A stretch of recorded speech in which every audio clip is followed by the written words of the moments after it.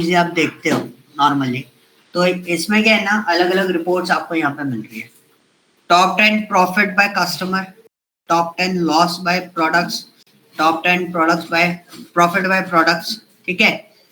Some of sales by segment wise sales आपको दिख रही है, sum of sales by market, market sales आपको दिखाई दे रही है, ठीक है। और बगल में हमारा sum of quantity by country and region का फॉर्मेट है। और ये ग्राफ जो है वो कैसा है, मैप का एरियल फॉर्मेट में, ठीक है। ऊपर आपको स्लाइसर दिख रहा है इसमें ईयर, है ना। उसके नीचे आपको जो नंबर्स दिखाई दे रहे हैं, सेल्स 2.3 मिलियन, 31.4 के क्वांटिटी, एवरेज डिलीवरी डेज 4, और आपको रिटर्न ऑर्डर्स डेज आपको मिल रहे हैं। रिटर्न ऑर्डर्स कितने हैं, टोटल रिटर्न ऑर्डर्स मिल रहे हैं, ठीक है। ये कुछ चीजें इसमें अवेलेबल हैं, कुछ कैलकुलेशंस होती है जो आपको डायरेक्टली बनी हुई नहीं मिलेंगी, लेकिन जो बेसिक डिस्क्रिप्टिव मोड होता है ना, वो सब कैलकुलेटेड आपको मिल जाता है इसके अंदर। तो डिस्क्रिप्टिव मोड में अगर आप बात करो तो क्या क्या चीजें आ जाती हैं, लाइक जैसे सम करना, काउंट करना किसी चीज का, ठीक है। परसेंटेज कैलकुलेशन आप आसानी से कर सकते हो, पिवट में कर सकते हो डायरेक्टली, पिवट में सम हो जाता है डायरेक्ट, टोटल काउंट हो जाएगा। अगर टोटल सेल चाहिए सेगमेंट वाइज कैसे निकालोगे, ग्रुप करके निकल जाएगी सर, ग्रुप करके सीधा उसको रो में डालो और जो सेल्स है उसको किस में डाल दो, वैल्यूज में, टोटल सम करके ले सारा डेटा, है ना। उसमें डायरेक्टली भी निकल जाता है, सेम चीज इसमें भी हो जाती है। तो जो बेसिक कैलकुलेशन है वो आपको डायरेक्ट ऑप्शन में अवेलेबल मिलेगी। यहाँ से आपका कैलकुलेशन पार्ट स्टार्ट हो जाता है, जिसको हम बोलते हैं क्या, मेजर्स। डेक्स क्वेरीज हम बनाएंगे, मेजर्स हम बनाएंगे। और डेक्स क्वेरीज इसलिए जरूरी होती है ताकि कभी कभी क्या होता है ना, कॉलम्स आपको बनाने पड़ते हैं। अभी जैसे जो पावर बीआई में हम डेटा सेट यूज कर रहे थे, उसमें एक्सेल में मैंने काफी सारे कॉलम्स पहले बढ़ा रहा था, तो मैंने एक्सेल में कुछ कॉलम्स बना रखे थे, जैसे डेट एक्सट्रैक्ट करना, ईयर एक्सट्रैक्ट करना, मंथ एक्सट्रैक्ट करना, ये सब मैंने एक्सट्रैक्ट कर रखे थे, इसलिए उसके अंदर डेटा आपको दिख रहा था।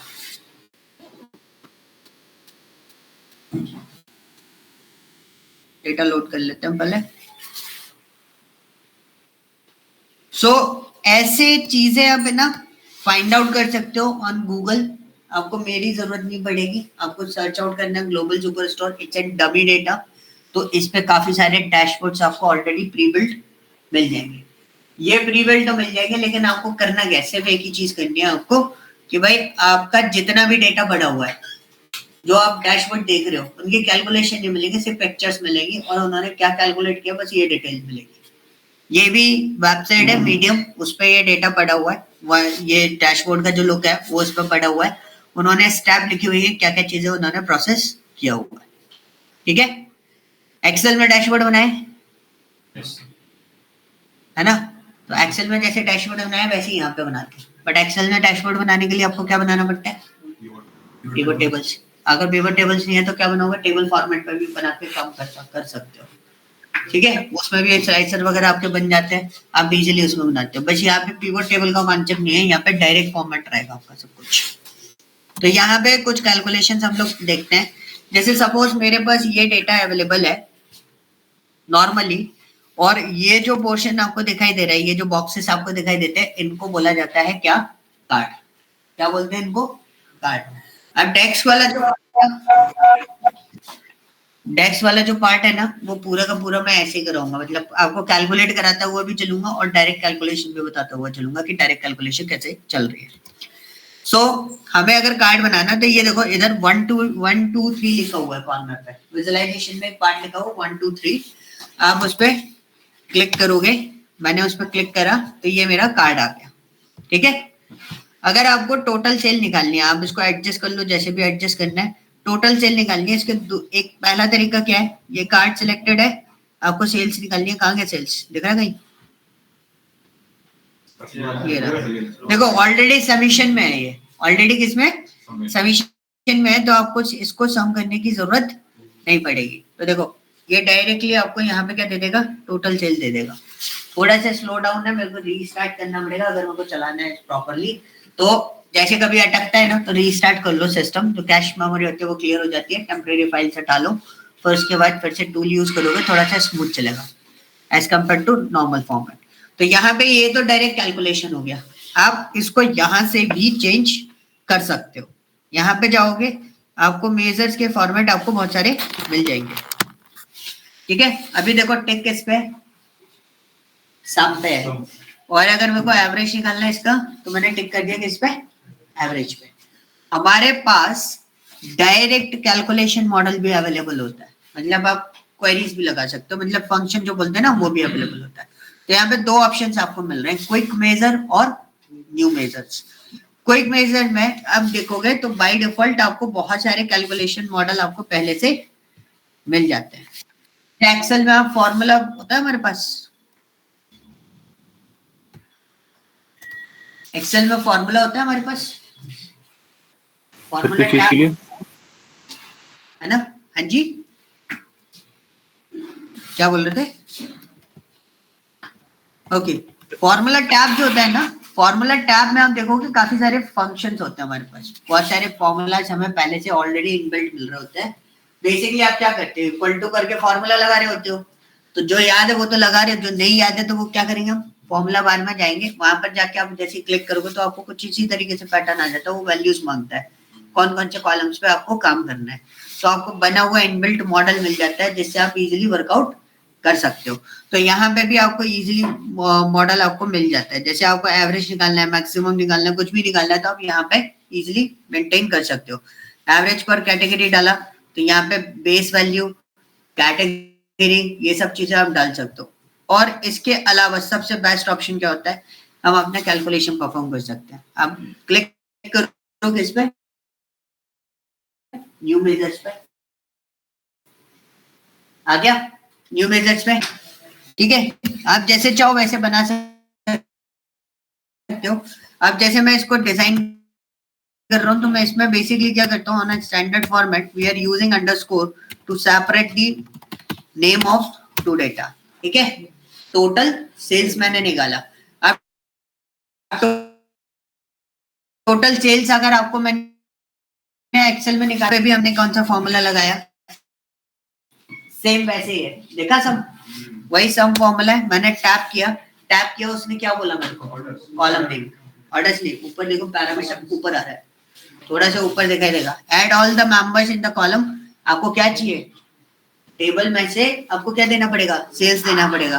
तो बहुत सिंपल से एग्रीगेट फंक्शंस हमारे पास अवेलेबल होते हैं, मैंने सेल्स को दिया तो आप डायरेक्टली सेल्स भी दे सकते हो और टैप कर दो। ऑर्डर्स वाली टेबल में स्क्वायर ब्रैकेट के अंदर जो लगा है वो हमारा क्या है, कॉलम का नेम है। तो एक्सेल में जब आप काम करते हो, जब तक आपने नेम रेंज नहीं बनाई है तब तक वो किस पे काम कर रहा होता है, सेल पे। अभी ये किस पे काम कर रहा है, पूरे के पूरे कॉलम पे, पूरी टेबल वर्कआउट करता है। मेरे को बस क्या करना है, आप क्लोजिंग करो या ना करो ऑटोमेटिकली क्लोज हो जाएगा, आप एंटर मार दो या फिर राइट क्लिक पे टिक कर दो, ठीक है। एंड थोड़ा सा वेट करना पड़ेगा, जितना कॉम्प्लेक्स कैलकुलेशन बनेगा उतना थोड़ा सा वेट आपको करना पड़ेगा। अब यहाँ पर एक टोटल कैलकुलेशन ये आ रहा है मेरा, ये मेरा एवरेज है, इसको मैं सम में चेंज कर देता हूँ और एक और कार्ड में यहाँ पे बनाता हूँ जो कि मैं मेजर्स के बेस पे बना रहा हूँ। कहाँ गया मेरा मेजर्स, नीचे देखो, नीचे एक मेजर आ रहा है, जो मेजर्स होंगे जितने भी इसके अंदर पावर बीआई के अंदर, उनके आगे आइकन बना होगा किसका, कैलकुलेटर का, स्टिकर लगाएगा उस पर। सर यहाँ पे सर्च बार में प्रोसेस करना हमारा, देखो देखा, वही देख रहा मैंने कि देख नहीं रहा है, नहीं देख रहा है, ठीक है। कैलकुलेटर का साइन देखा, उसके बगल में कैलकुलेटर का साइन है, मैंने यहाँ पे मेजर्स को लिया, इधर डाल दिया, ठीक है। कैलकुलेशन समझ में आया, बाय डिफॉल्ट तो कैलकुलेशन हो जाएगी, लेकिन अगर कैलकुलेशन नहीं हो रही तो आप उसमें क्या कर सकते हो, सम करके भी काम चला सकते हो। अब मैंने इस पे क्लिक करा, दोनों में फर्क दिखा, क्या फर्क दिखा, सर उसमें हम चेंज कर सकते हैं फंक्शन को, सम या एवरेज। यस, क्योंकि वो पूरा वो क्या था, वो था कॉलम और ये क्या है, कैलकुलेटर, कैलकुलेशन यानी कि मेजर। तो ये पर्टिकुलर एक टोटल सम दे रहा है आपको, ये एक वैल्यू है, वो क्या है, वो एक पूरा कॉलम है, तो कॉलम पे जितने ऑपरेशंस आप परफॉर्म कर सकते हो वो सारे ऑपरेशंस आपको वहां पर अवेलेबल मिल रहा है, ठीक है, वो सारे ऑपरेशन का मिल रहे हैं वहां पर आपको अवेलेबल मिल रहा है, काउंट, एवरेज, ये सारी चीजें आपको वहां पर अवेलेबल मिल जाएगी, मिन मैक्स वगैरह सब कुछ। क्लियर हुआ एक छोटा सा पार्ट? अगर मेरे को इसी का एवरेज निकालना हो तो क्या करेंगे हम लोग, मेजर्स पे जाएंगे, आज एग्रीगेट फंक्शन देखेंगे, तो धीरे धीरे कॉम्प्लेक्सिटी इंक्रीज करते हो जाएगी। मेजर्स पे क्लिक करेंगे एंड जस्ट वेट, आ गया मेजर देखो, तो हमें क्या निकालना है, एवरेज सेल्स, ठीक है, इक्वल टू दिया, फॉर्मूला इज व्हाट, एवरेज।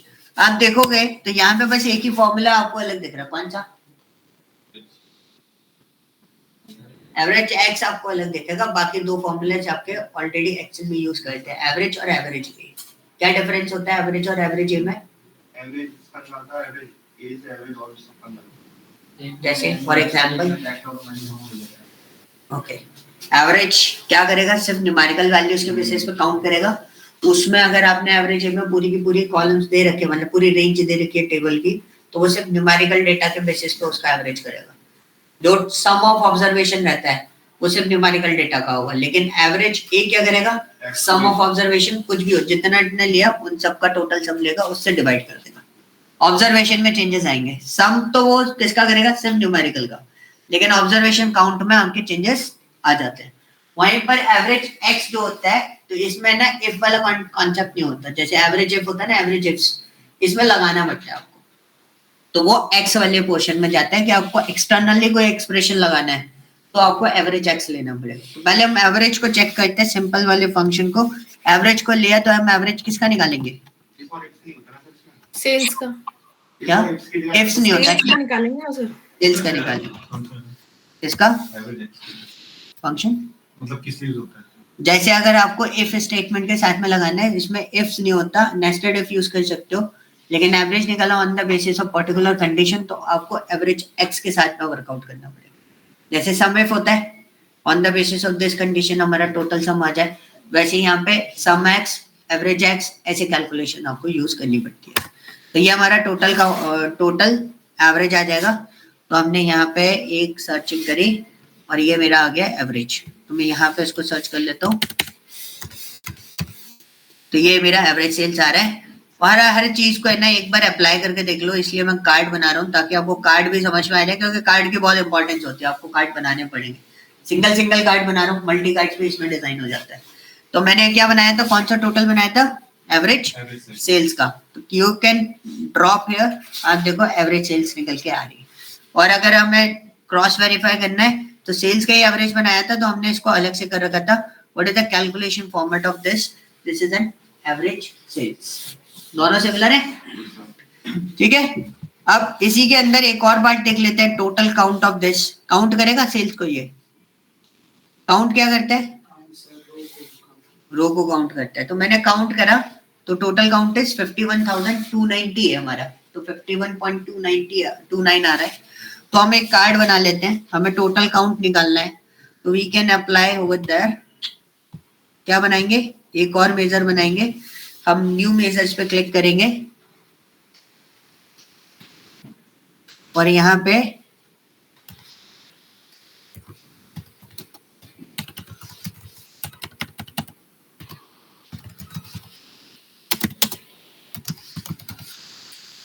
तो यहाँ पे आपको काउंट अलग अलग मिल रहा है, डिस्टिंक्ट काउंट आपको अलग मिल रहा है, ठीक है, एक काउंट अलग मिल रहा है, काउंट ए है, काउंट ए एक्स है, काउंट ब्लैंक है, काउंट रोज है, काउंट एक्स अलग है, डिस्टिंक्ट काउंट ब्लैंक भी है, ठीक है। सबके मीनिंग्स अलग अलग है आपके पास।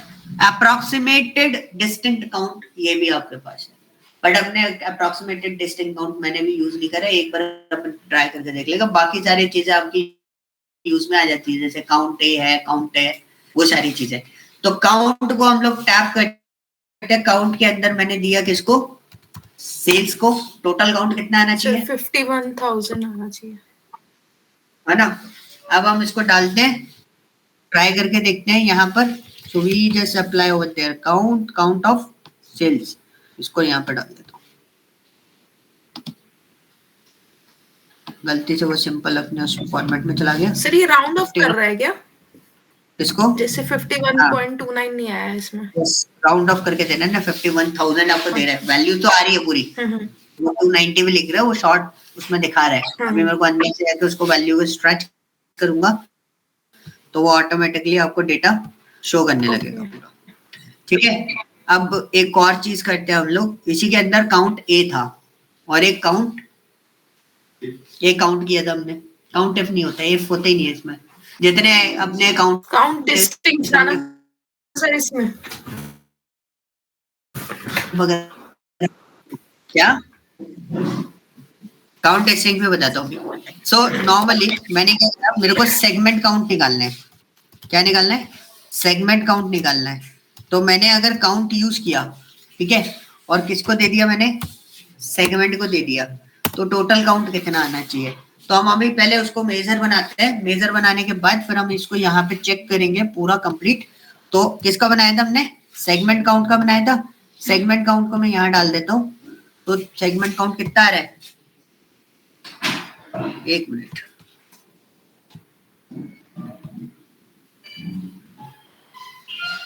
ठीक है, 51,000 ये उसमें चला गया नॉर्मली, उसमें इसको मैं यहाँ से हटाता हूँ। सर इसमें काउंट डिस्टिंक्ट करेंगे ना, क्योंकि सेगमेंट तो काफी सारे हैं, मतलब 3 है। टोटल काउंट निकालना है तो काउंट इस तरीके से भी आप निकाल सकते हो। तो यहाँ पे मेरा कंसर्न पॉइंट कुछ और था कि मेजर में एक्चुअली मैं क्या बताना चाहता हूँ, मैंने काउंट में क्या लगाया था? सेगमेंट को डाला था। वहीं पर एक और मैं मेजर बना रहा हूं,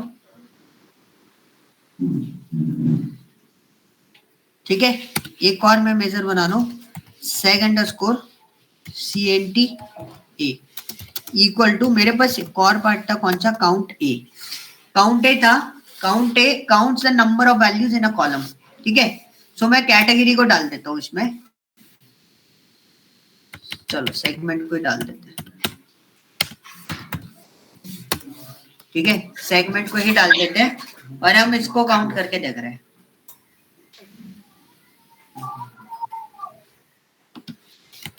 थ्री लेगा, ठीक है, आगे हमारे पास, इसको मैं हटाता हूं, इसको रेस फील्ड को हटाया हमने,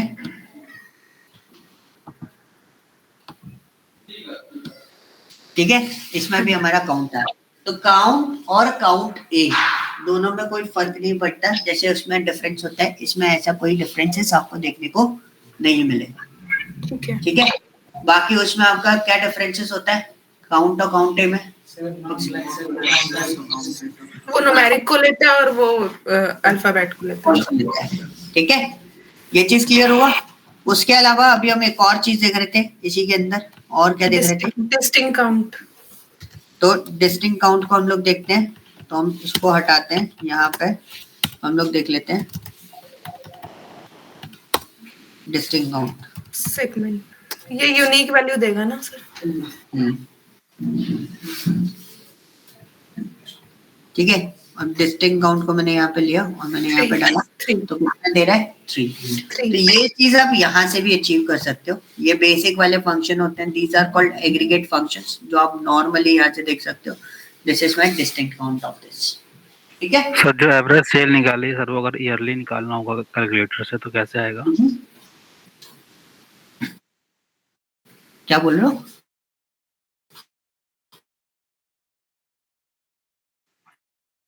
जो एवरेज सेल निकाली थी आपने, हाँ, वो अगर ईयर वाइज निकालनी है, 2012 की अलग निकालनी, 13 की अलग निकालनी है, वो भी उसका एवरेज कैसे अभी आएगा? थोड़ा सा पेशेंस रखो, ठीक है, अभी पहुंचेंगे उस पे, पहले छोटे छोटे फंक्शंस अपन कवर अप कर लेते हैं, क्योंकि वो एवरेज एक्स में जाएगा, that is the condition. Sir slicer use करके भी तो निकाल सकते हैं ना उसको, कि सीआर स्लाइसर यूज करके भी बहुत सारे अल्टरनेटिव है, बट जैसे उनका जो क्वेश्चन है वो टेक्स्ट क्वेरीज को लेके आई थी, तो टेक्स्ट क्वेरीज में हम एवरेज एक्स यूज करेंगे, ठीक है। तो अभी मैं उन पे आऊंगा धीरे धीरे, सारी चीजें मैं आपको बता दूंगा, सारा कैलकुलेशंस कैसे मॉडल आपका बन रहा है, क्योंकि हम रेवेन्यू कैलकुलेशंस वगैरह सारी चीजें मैं आपको बताऊंगा, इसमें रेवेन्यू भी कैलकुलेट होगा परसेंटेज फॉर्मेट में, तो उसके लिए फॉर्मूला बनेगा, एक डायरेक्ट फंक्शन से आप उसको कैलकुलेट नहीं कर सकते, उसमें हमको सम एक्स का भी यूज करना पड़ेगा, क्योंकि जैसे इनका जो क्वेश्चन था तो वो हम उसमें सॉल्व करेंगे, एक्स वाले जब फंक्शन स्टार्ट करेंगे ना, सम एक्स वगैरह, अभी हम वो चीज देख रहे हैं जो एक्सेल में हमने बेसिक लेवल पे पढ़ रखी है, जैसे एवरेज है, सम है,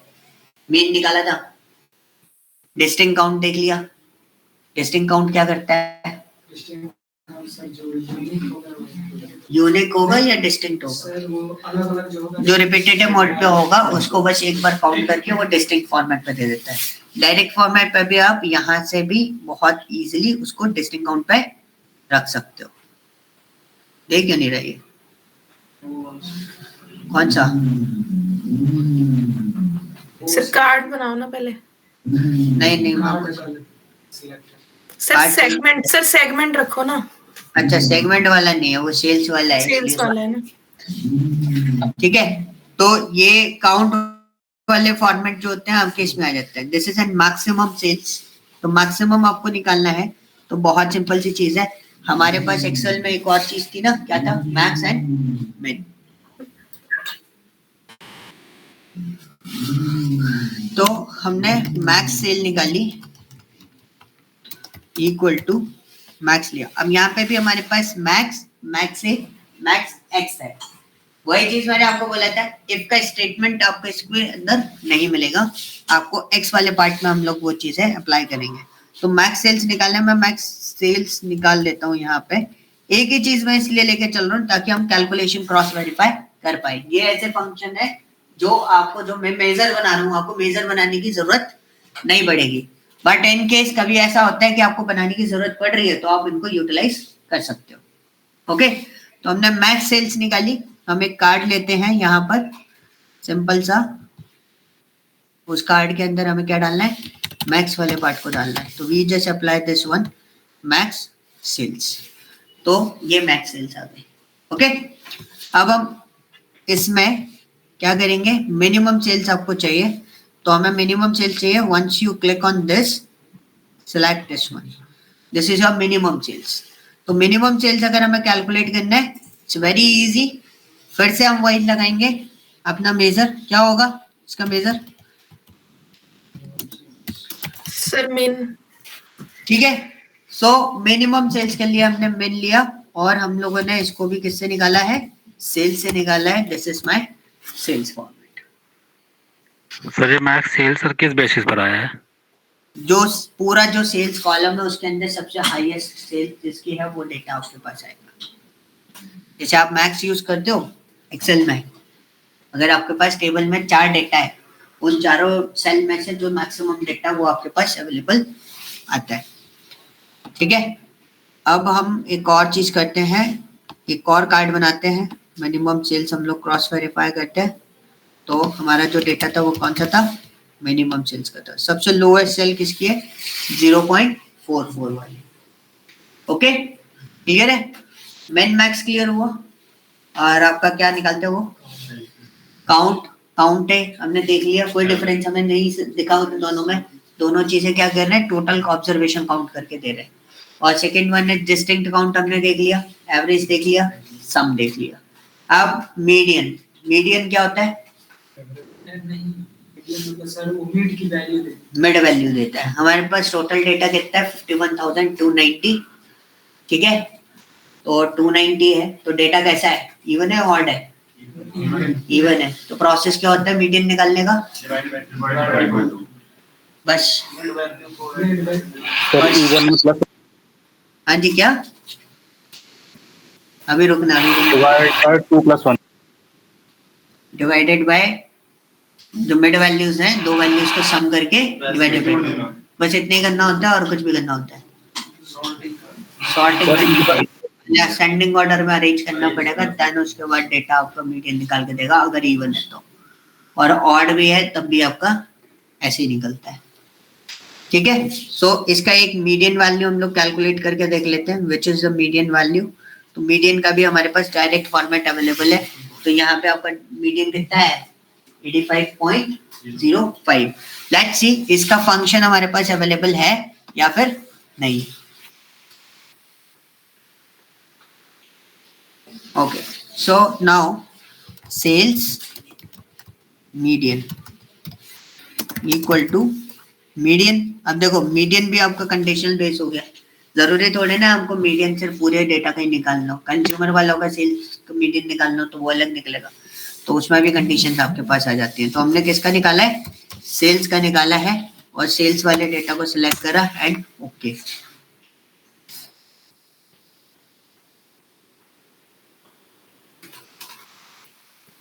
इसी कार्ड पे चिपका देते हैं। क्या था?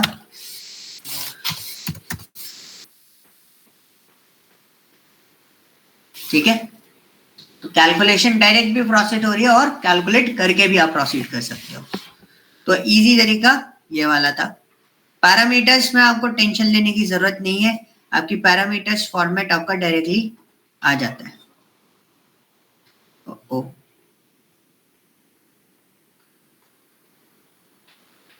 आ गया, ठीक है। स्टैंडर्ड डेविएशन एक और पार्ट है हमारे पास। Standard deviation, what is the standard deviation of sales? Standard deviation का मतलब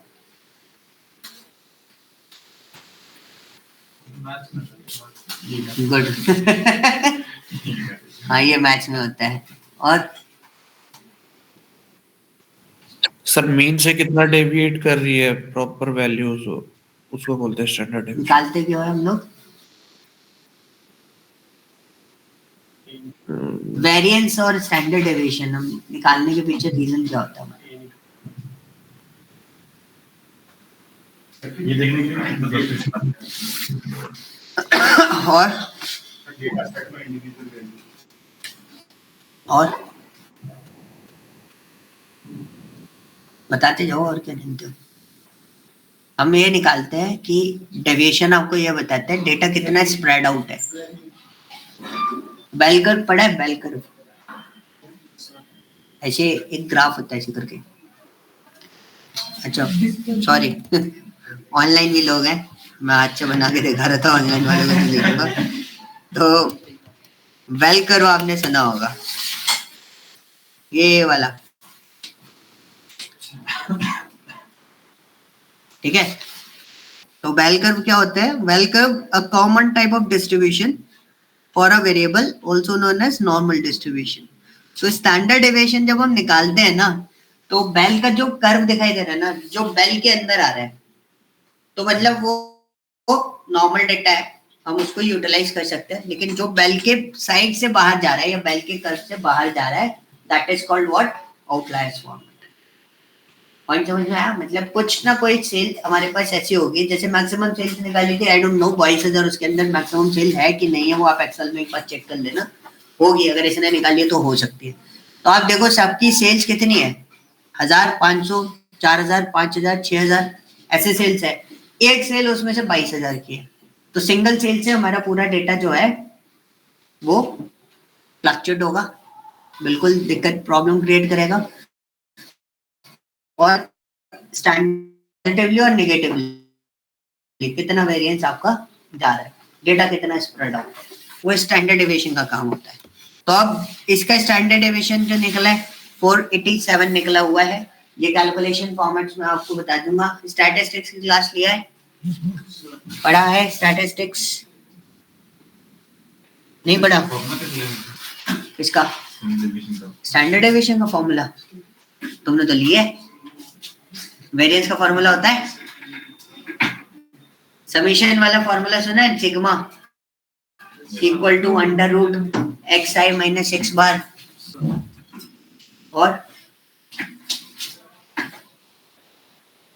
अरे भाई बड़ा खतरनाक है वो फॉर्मूला।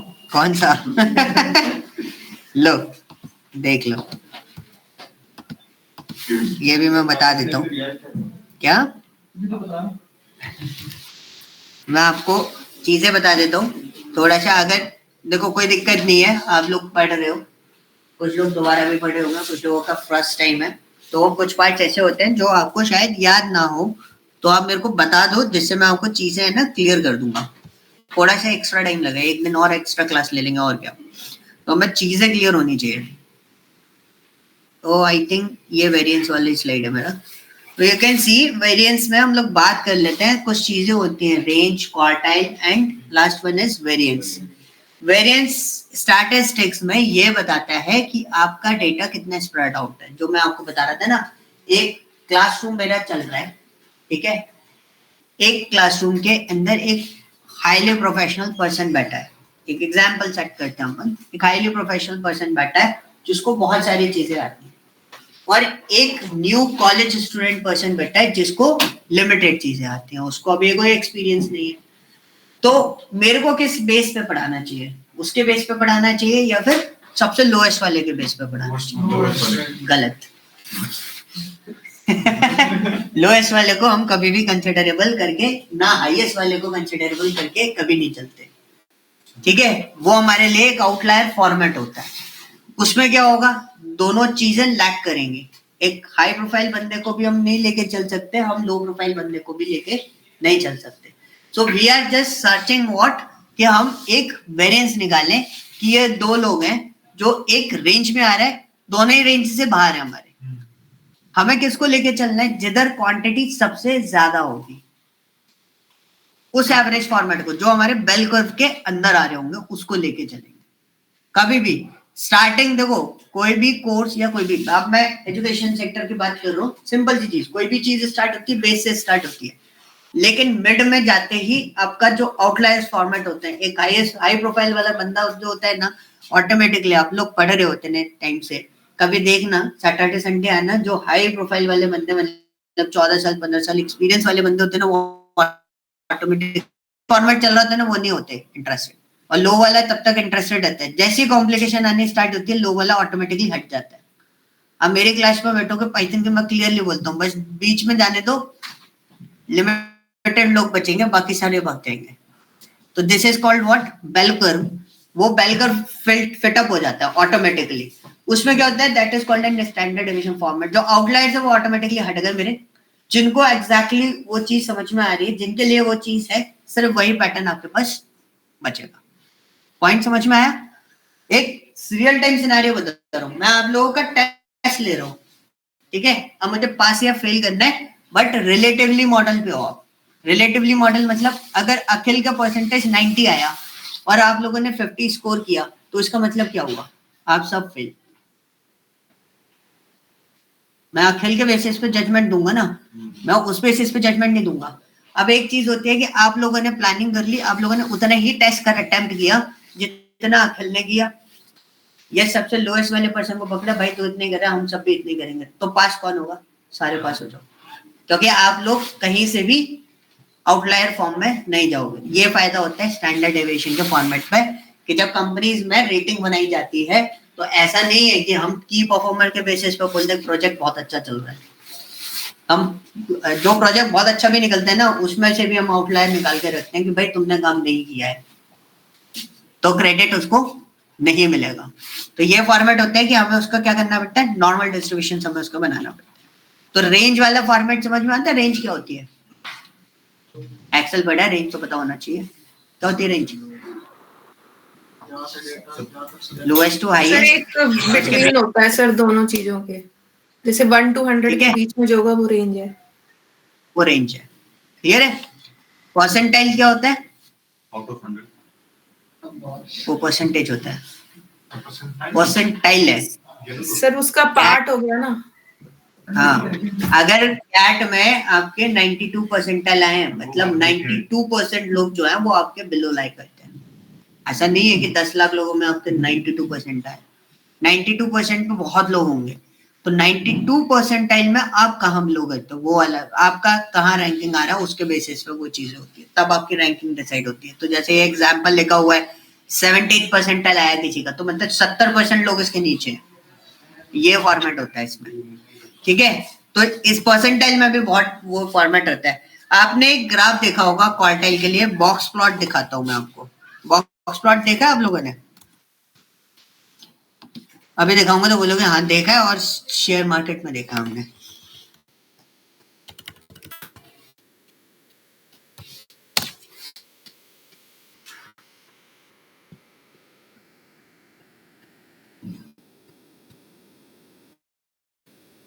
ये डमरू जैसा,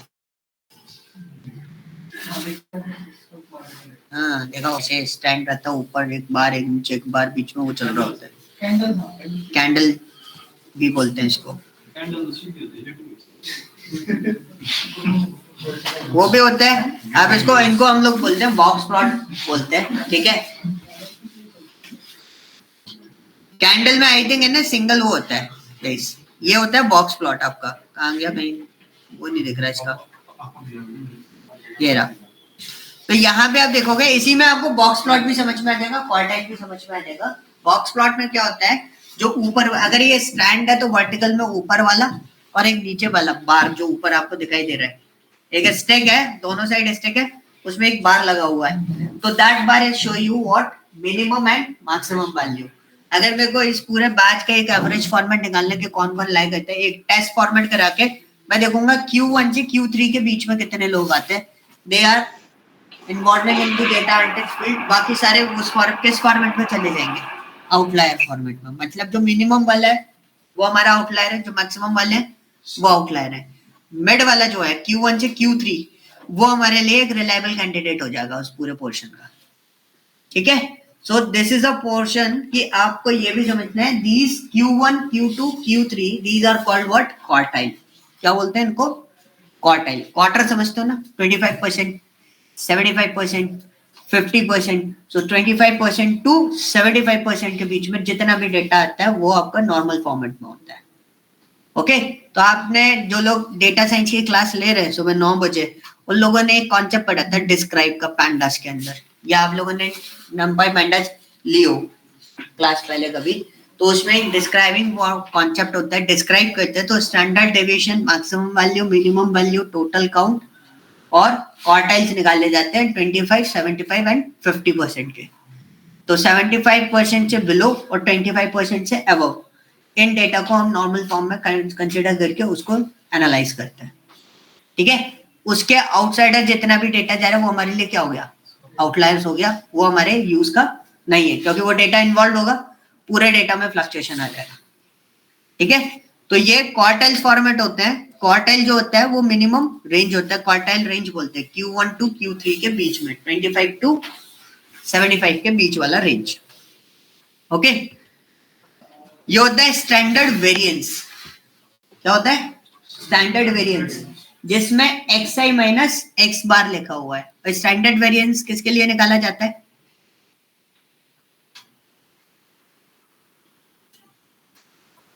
उसमें सब लिखा है, उसमें पढ़ के भी बता सकते हो, चीटिंग भी तो करो थोड़ा। वो तो मैंने बताया था किस लिए यूज करते हैं, किस पे निकाला जाता है। स्टैटिस्टिक्स में दो चीजें होती हैं, कौन कौन सी होती हैं इंपॉर्टेंट, सबसे पहली चीज पढ़ाई जाती है ना स्टैटिस्टिक्स में, नहीं, पॉपुलेशन और सैंपल पढ़ते हो। स्टैटिस्टिक्स स्टार्ट ही वहीं से होता है, पॉपुलेशन और सैंपल से। अब मैं बात कर रही हूँ ड्यूकैट के बच्चों की, तो वो क्या हो गया, पॉपुलेशन। मैं बात करूँ पावर वीआई के बच्चों की, वो क्या हो गया, सैंपल। उस पॉपुलेशन में से एक छोटा सा सैंपल निकाला जो सिर्फ और सिर्फ किससे बिलोंग करता है, पावर वीआई से बिलोंग करता है। तो ये जो स्टैंडर्ड वेरिएंस जो निकाला जाता है ना, वो सैंपल के लिए निकाला जाता है। इसका बैच चालू होकर खत्म होने पे आ गया, सैटरडे संडे। क्या स्टैटिस्टिक्स के बारे में बता देता हूँ, ठीक है। मेरा बैच है, ये सौरभ सर का बैच है, ये नवीन सर का बैच है, क्योंकि हम तीनों ही लेते हैं, ठीक है। किसी का भी बैच है, स्टैटिस्टिक्स का बैच ये सोच के नहीं लेना कि इसमें पाइथन पे चलेगा। मैथमेटिक्स है, कोई भी पर्सन स्टार्ट करता है वो मैथमेटिक्स पढ़ाता ही है जरूर, ठीक है। पाइथन नहीं आती कोई दिक्कत नहीं है, आपको कंसंट्रेशन किस पे करना है, स्टैटिस्टिक्स पे। चुपचाप जाके बैठ जाओ, बैठना नहीं है भाई, समझना भी है, स्टैटिस्टिक्स वाले पार्ट समझना बस। मेरा पॉइंट ये है कि आपको कंसंट्रेट नहीं कर रहा है पैंडास में क्या बताती है, क्या चल गया, क्या हो गया, उससे हमें कोई लेना देना नहीं है। 3-4 चीजें रहती हैं, वो आगे जा चुका है। स्टैटिस्टिक्स स्टार्टिंग में, जैसे मैं तो स्टार्टिंग में कवर करता हूँ, that is called pure mathematics. जो मैं आपको बता रहा हूँ, कैलकुलेशंस आपको बनानी पड़ती है, और बिना कैलकुलेशन के ना तो आप पावर बीआई ना एक्सेल किसी भी फॉर्मेट पे डेटा एनालिटिक्स में फिटअप नहीं होती, ठीक है। ये इसका बैकबोन होता है जो मैं आपको बता रहा हूँ, आपको पता होना चाहिए। सैंपल क्या है, पॉपुलेशन क्या है, सैंपलिंग कैसे करते हैं, क्योंकि ये सब करना पड़ता है आपको, और यही काम होता है आपका। वो काम नहीं है कि जो अभी तक मैं निकलवा देता हूँ कि रिपोर्ट बना दो, इसकी बना दो।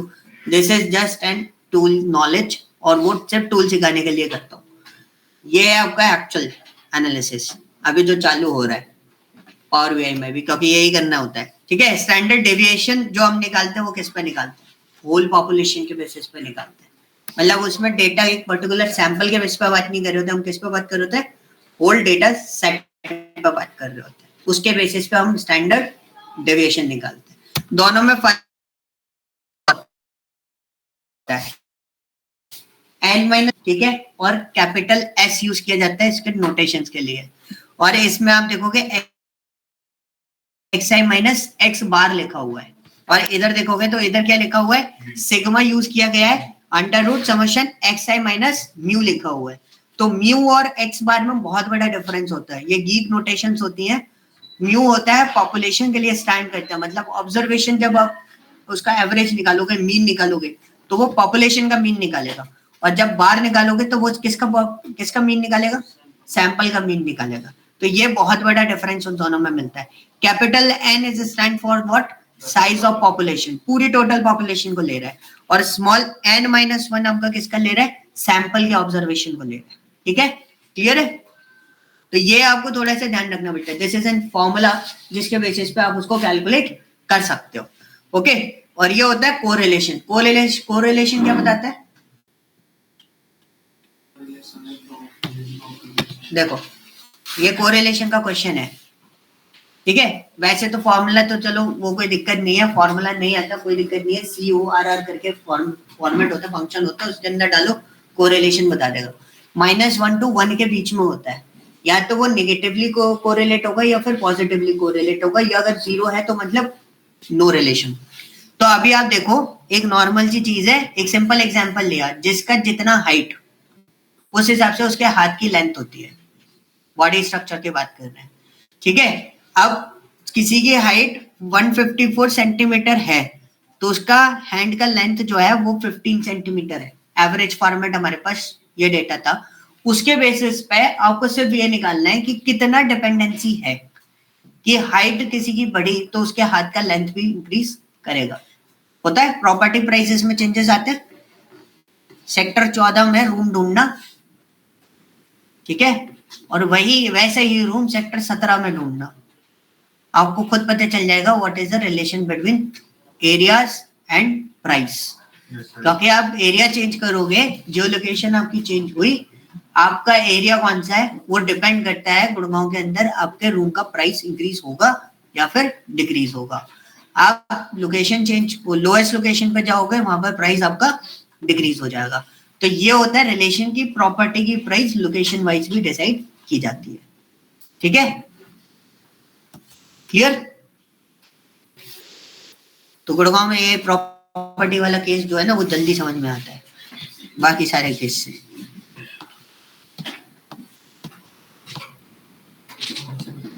ओके, सो अगर मुझे स्टैंडर्ड डेविएशन निकालना है इसके अंदर, तो बहुत सिंपल सा कॉन्सेप्ट है। फॉर्मूला देख लेते हैं। वैसे तो आप डायरेक्टली कैलकुलेट कर सकते हो, STD_sales।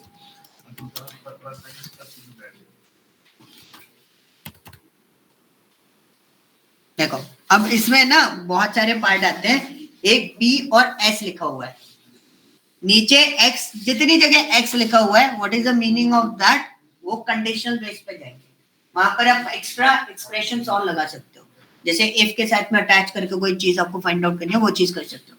स्टैंडर्ड डेविएशन दो फॉर्मेट में निकलता है, जो मैंने बताया ना, स्टैंडर्ड डेव STD_dev.p लिखा है, उसका मतलब क्या है? वो पॉपुलेशन पर कैलकुलेशन देगा, और STD.s लिखा है तो वो सैंपल पे देगा। तो स्टैंडर्ड वेरिएंस है नीचे वाला, ऊपर वाला क्या है? स्टैंडर्ड डेविएशन है। तो दोनों में आपको डिफरेंस मिलेगा।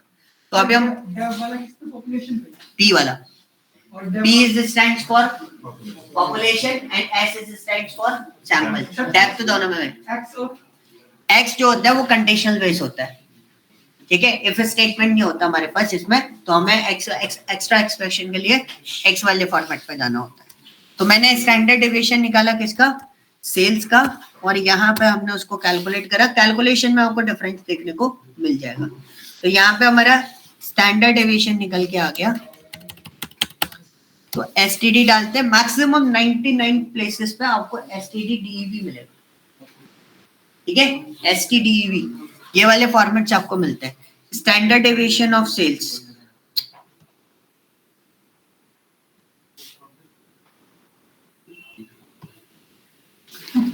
ठीक है, और सैंपल पे निकालना है। क्या हो गया, मुझे भी बता दो। इसलिए ये नहीं पता सर कौन कितनी ड्यूरेशन कर रहा है। अच्छा, वो 6 महीने कब से पढ़ रहे हो? कितने महीने हो गए? 1 महीना हुआ है। 1 महीने में पावर भी आ गए, और कितना फास्ट चलोगे भाई? हैं? सर ये कह रहा है जल्दी कोर्स कंप्लीट कर ले वरना 5 महीने नाक मार के भाग नहीं नहीं, ऐसा कोई कुछ नहीं करेगा। एक साल रिजर्वेशन होती है ना सर, किसकी? तो क्या थोड़ा दुखे वो तो ड्यूरेशन बना दी गई है भाई।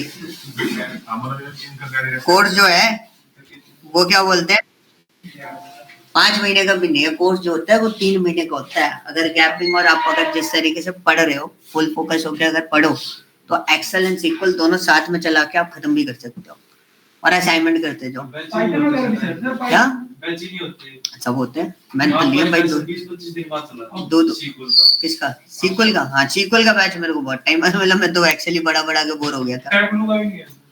क्या टैबलू का तो अभी नहीं आएगा, वो सीक्वेंस ही नहीं सर पढ़ाई की टैबलू का भी नहीं आएगा। सीक्वेंस बनानी पड़ती है भाई।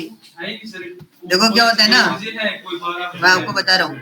टाइमिंग नहीं है सर। आप बहन सर देखो उसमें ना चीजें मैं आपको बता देता हूँ एक्चुअल में क्या होता है। देखो थोड़ा सा वेरिएशन दिख रहा है, सैंपल निकाला है मैंने, ऊपर वाले में क्या निकाला है, पॉपुलेशन के बेसिस पे निकाला है, हल्का सा वेरिएशन आपको मिलेगा।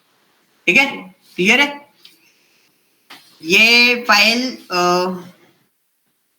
मेजर्स इसमें बने हुए हैं, आप लोग बना लोगे या फिर मैं फाइल बना कर दूं?